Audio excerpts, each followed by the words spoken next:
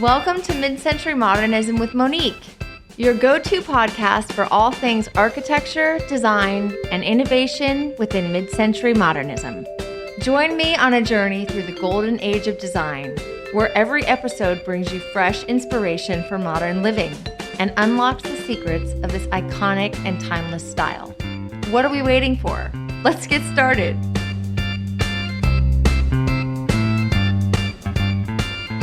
Hello, everyone, and welcome to my second season of Mid-Century Modernism with Monique.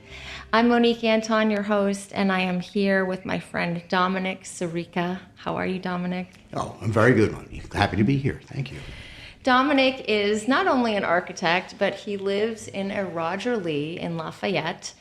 And he's going to tell us a little bit today about his home, and we're going to talk about Roger Lee and this beautiful connection to this mid-century modern architect that we love so much. So Roger Lee was a Chinese American, and he was a modernist architect who designed more than 100 houses and other projects in Northern California, in Nevada, and Hawaii. And you have lived in your Roger Lee for over 25 years now. Yes. It's an interesting story, actually. My wife and I were literally looking to buy a couch. And somehow we wound up buying a modernist masterpiece in Lafayette. Okay, so how does Yes. how did that weekend go? Yeah. Well, it kind of went like this. We were in San Francisco, and we did that sort of migratory pattern of in our case, it was meet, move, then marry. Okay, out of order. Well, But right, wonderfully out of just order. short of having children. No, hold on, we're getting married first, and then the children came. But it really did start out as innocently as thinking about, when we were looking to make a lifestyle choice, are we going to stay in San Francisco? Or, as we decided, to recreate some elements of a lifestyle with a dog and a car and a yard, right? Mm-hmm. And so my wife and I neither of us are from California. So we really didn't have a working mental map of our area. And through just general conversations with colleagues and friends, we were looking at, all three areas of the Bay, the peninsula, Marin County, and then having no knowledge of the East Bay other than perhaps the history book reference to an early Charles Moore house, right, in Orinda. But our friend said, no, really take a look out there. And so Memorial Day weekend of 1998, as it turns out, we were, just going from one open house to another on a Saturday, and we sort of fell in love with this one landscape property, but the house was very uninspired. That real estate agent said, hey, I think I know of a property, and that happened to be this property. And so we sort of stopped in on a Saturday, couldn't access the property. It at this point wasn't really on the market. And then sort of a first peek, and this is where the architectural education sort of paid dividends, is all I could see was this horizontal line that peeked out from the landscape. And I said, I know what's back there. It called to you right away. So from there, as it turned out, real estate-wise, the house happened to be in escrow. It dropped out of escrow, recontacted the real estate agent, and we made an appointment to see it the next day. So that was sort of the earliest introduction to not only the modernist jewel that was behind the overgrown landscape, but also, an introduction to the East Bay and what it turned out to be this legacy of Roger Lee. Oh my gosh. And that first look, I love how you're describing that you just saw this horizontal line. And so many people are immediately struck by these designs, these modernist houses, and they have such an impact the first time you see them. I felt the same way. You're hit with this strange, you don't know what comes over you. You have sort of a strange, all of a sudden interest in finding out what the rest of the house looks like because the front is so mysterious. Well, interestingly enough, and this we'll tie together a couple of things. One of them is the architect Roger Lee's sort of philosophy on design, and the other one was sort of that sort of nondescript living. That line turned out to be the carport, of what is or was a 1,600 square foot, 3-bedroom, 2-bathroom house on a 3/4 acre semi-rural lot. Yes. Now, what's interesting about that nondescript facade was that was kind of Roger Lee's signature. There were two things that defined his architecture based on my limited research of his work, is that they were built out of nondescript and relatively non-expensive materials, right? And so, and they didn't present a big public facade. In fact, the other feature of his houses was the hidden front door. Yes. You kind of had to go find it a little bit. And so when you would walk up to this house, you sort of walked up to a blank facade and then made a hard right, and there was the front door. Yes. And so it was a little bit of a mystery, and I think by design, as it turns out. After studying his work, I found you're right. There's this inconspicuous front door. There's usually the flat roof. Sometimes they're pitched, sometimes not. Walls of glass everywhere but the primary bedroom. And then, of course, you have the radiant heat, the post and beam construction, and the concrete slab foundation. So you purchased this home, what was it, a weekend? Very funny story, right? I mean, that's how lucky we got. I think I told you my wife nor I were from this part of the country. So, we saw this house on a Saturday. We made arrangements to visit on a Sunday. Mm-hmm. And at the time, again, Mrs. Zion, Betty, who became a friend, was living there. So we didn't even open a closet. I mean, we were an interloper in someone's house. So we made the offer on Monday. So we literally bought it on Memorial Day weekend. And then we went back to San Francisco for the next 6 months because we rented it back for Betty as she made her transitional living plans. So it was the most fortuitous purchase, only to be doubled down by the fact that Lafayette is a wonderful town to raise a family.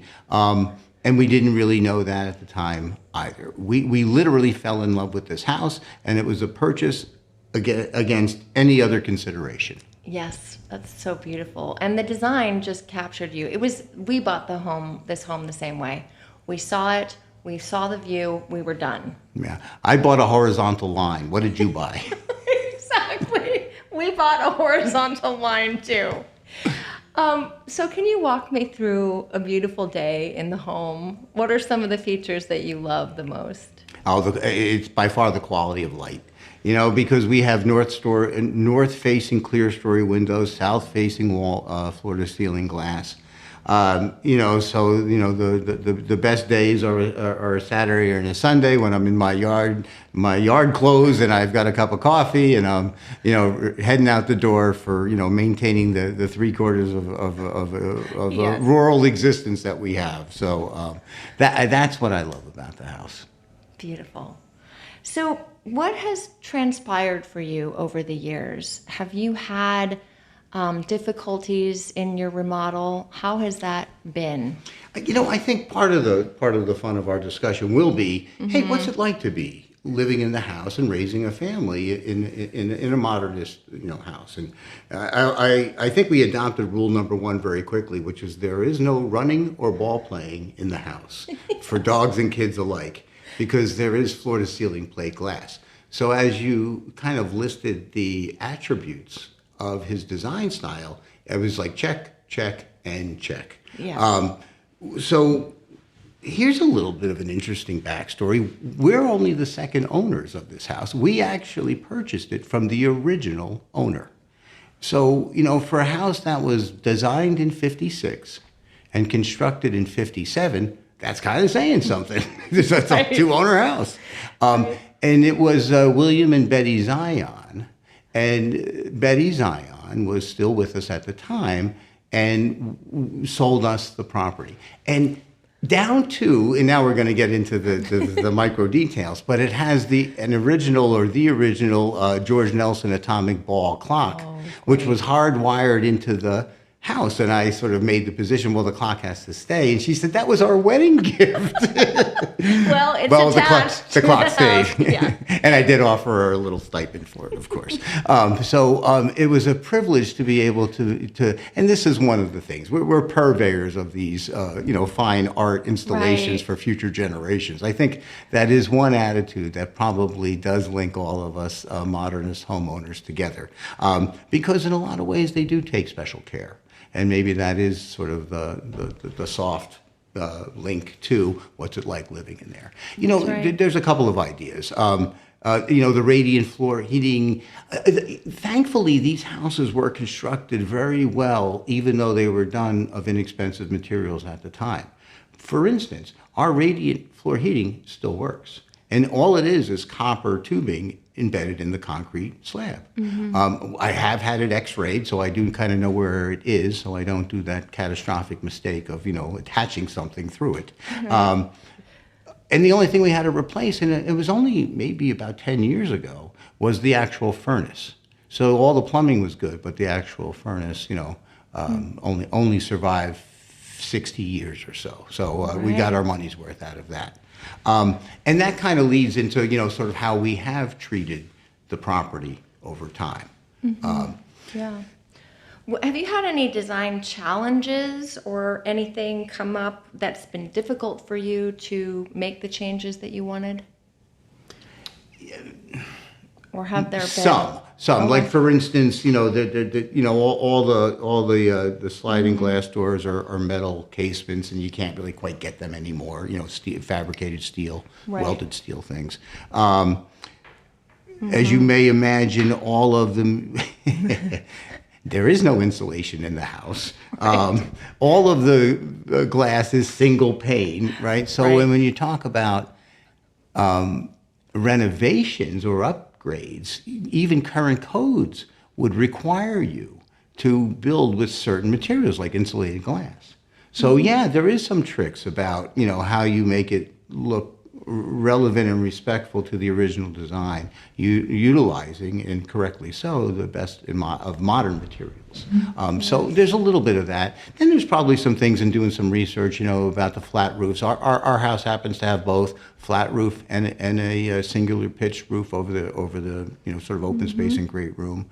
And there's different details for that. But ultimately, you want to respect.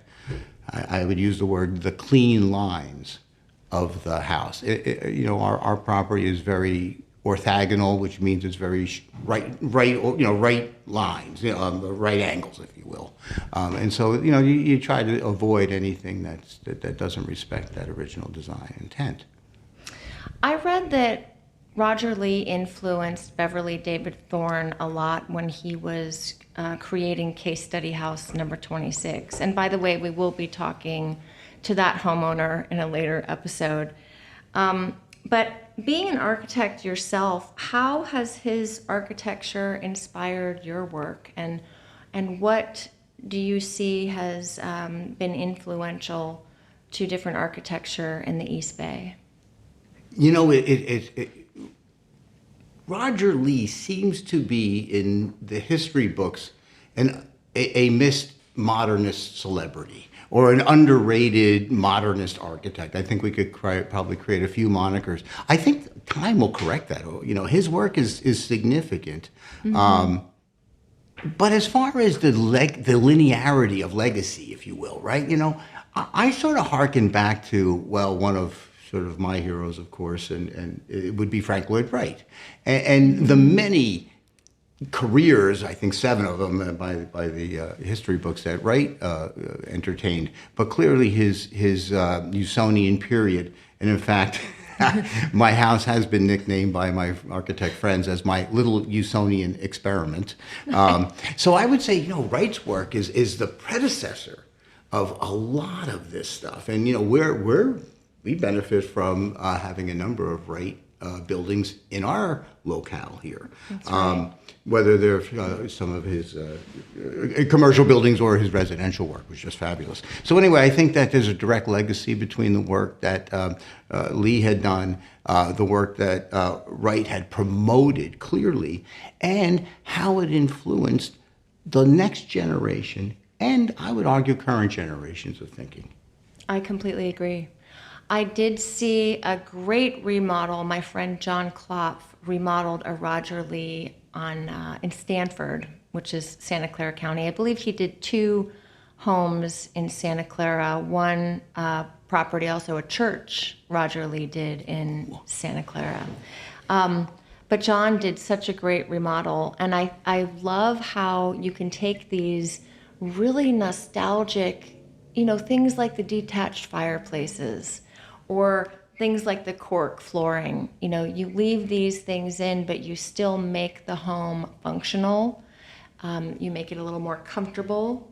And I think that he's influencing people of today so much. I've seen a lot of home tours, oddly enough, recently. Recently, I've heard the most of Roger Lee that I ever have.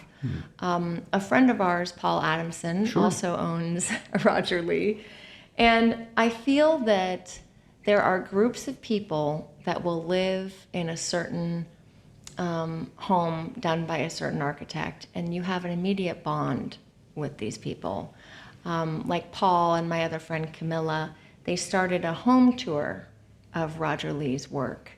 And have you seen that these groups kind of gather together and, they do these home tours, or they kind of are bonded in this way through the architecture? Clearly, I would say yes. Interestingly enough, Lee's work didn't follow a single, formula. There were 2-story houses, commercial houses, religious buildings, as you said. But yes, there. I think there is a. I don't want to use the word. There's an alike living, whatever I want to try to say.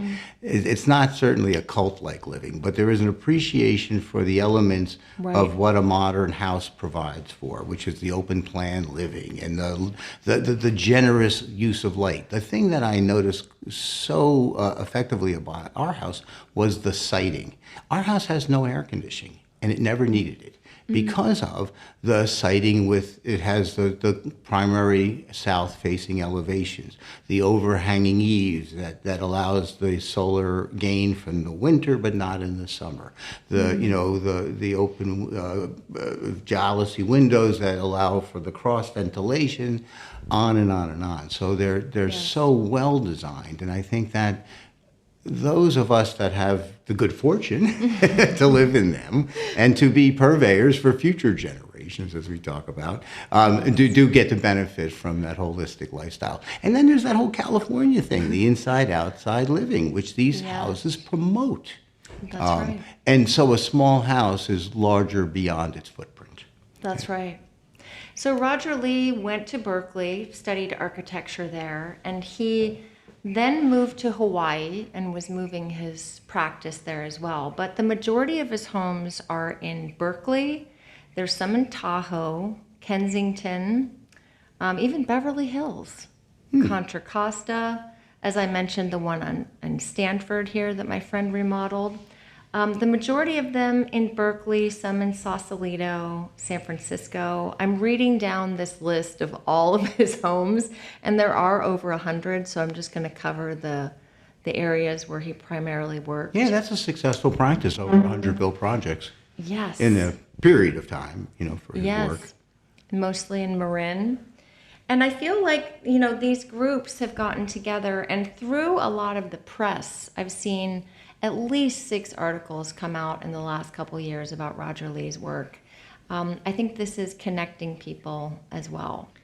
And I wanted to ask you, I have to say that the work done to these remodels and the homes featured in the press, they are adding a lot of features that are not original to the homes. How do you feel about the painted ceilings, as we discussed Oh, before yeah, off audio, but we discussed the painted ceilings and the whiting out of these homes.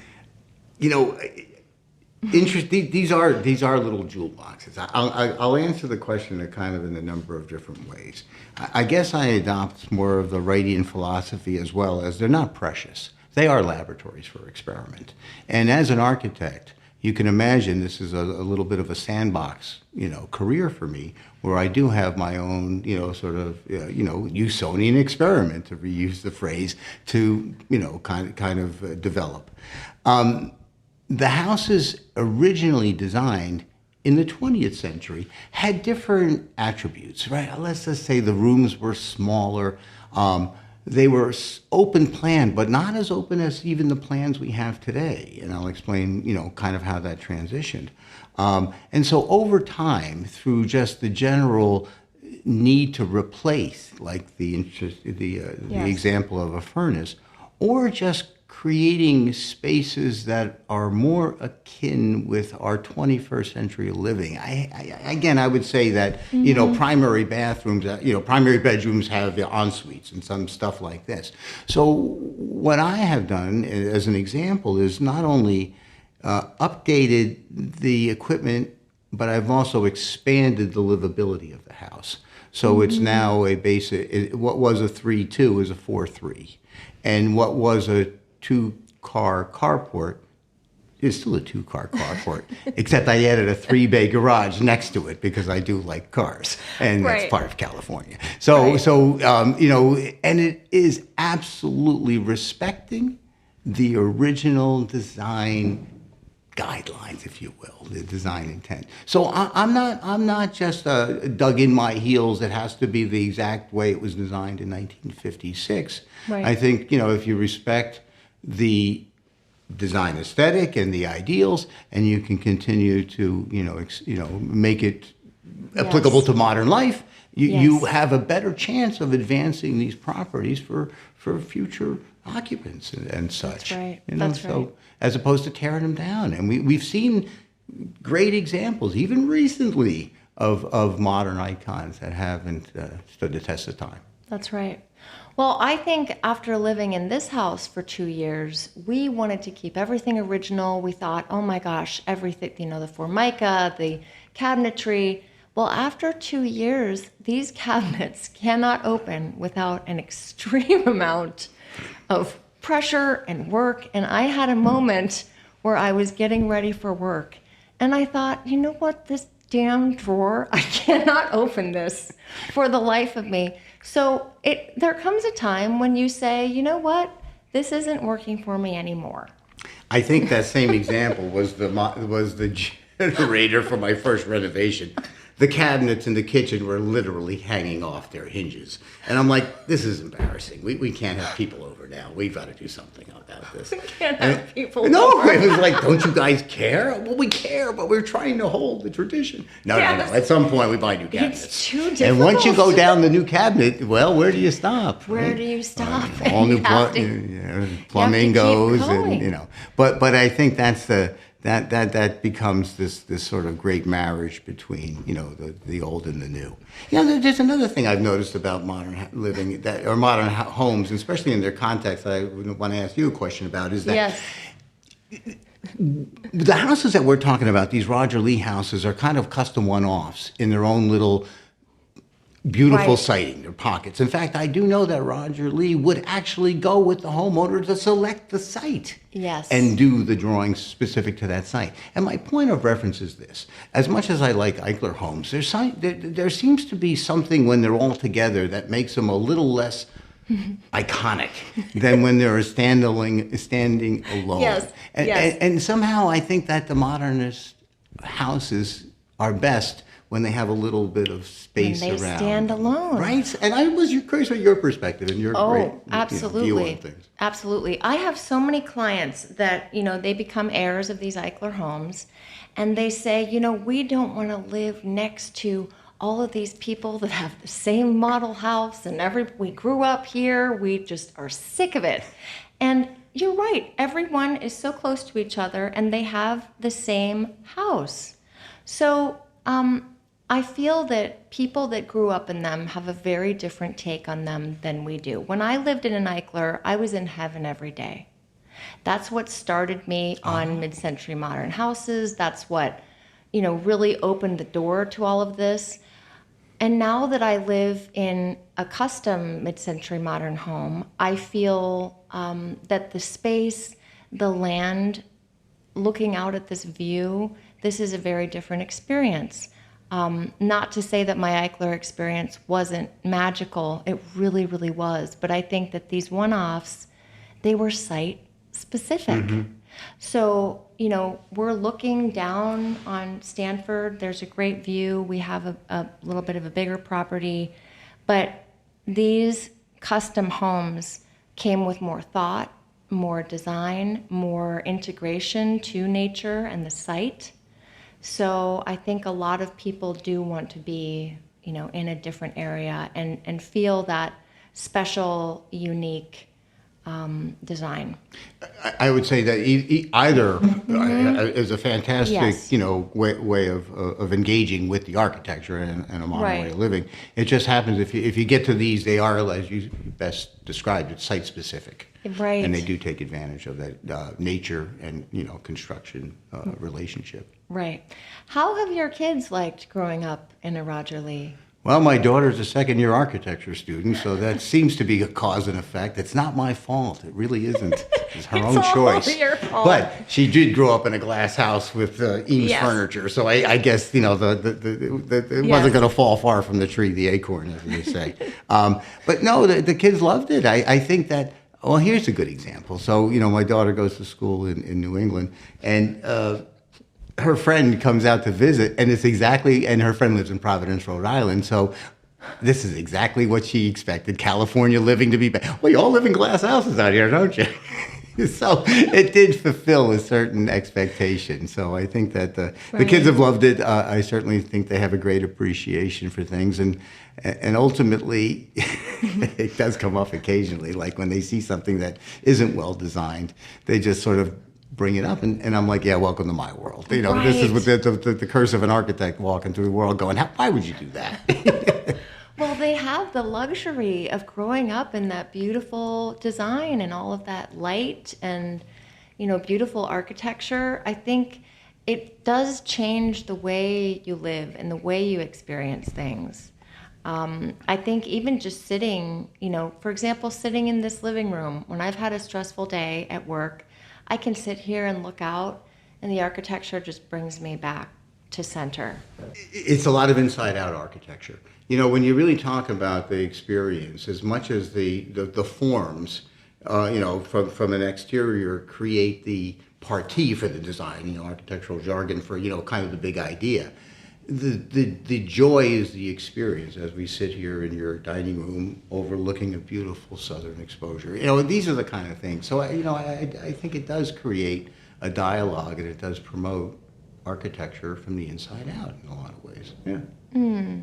What has been the best part for you, as we're winding down to my last question here? What has been the best part for you living in a Roger Lee design?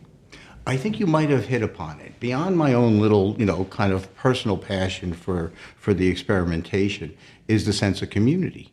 You really do it does come up in conversation. That's about the best way I could describe it. Whether it's a mid-century modernist, an original redwood and glass house, an indoor, outdoor living, there's a lot of ways to sort of promote the benefits of what we've enjoyed to our friends and people, friends and colleagues. I'm trying to say that, so people inside the industry and people not.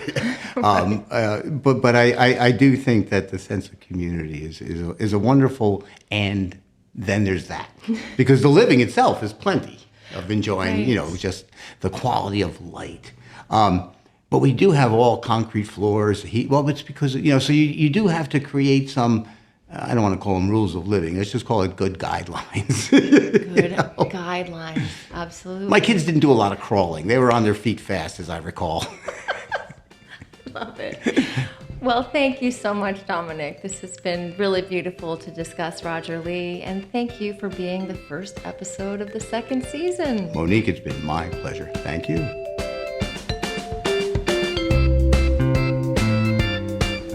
Thanks for tuning in to today's episode. I hope you had as much fun learning about the world of mid-century modernism as I did. You can also catch the show on my YouTube channel, where we walk through some of the most stylish mid-century modern homes in California. Just search for Mid-Century Modernism with Monique and hit subscribe. Don't forget to subscribe to the podcast and leave me a comment to let me know what you think. Your feedback helps me make the show even better. Thanks again for listening, and we'll see you next time on Mid-Century Modernism with Monique.